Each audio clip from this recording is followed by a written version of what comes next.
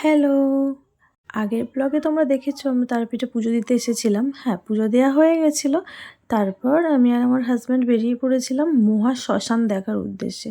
তারাপীঠের শ্মশানটা আগেরবার এসে দেখা হয়নি। তো ও বলছিল নাকি নিচে যে ছাইগুলো পড়েছিল ওগুলো মানুষের ছাই। তো আমার খুব ভয় লাগছিল, গাটা পুরো ছমছম করছিল।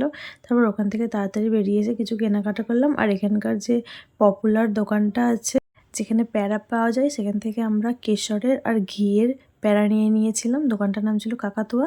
তারপর ইভিনিং স্ন্যাক্সের জন্য চপ মুড়ি নিয়েছিলাম।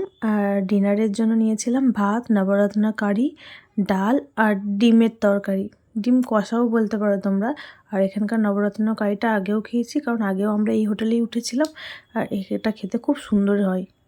তারপর পরের দিন সকাল সকাল উঠে বাড়ির উদ্দেশ্যে রওনা হয়ে গিয়েছিলাম।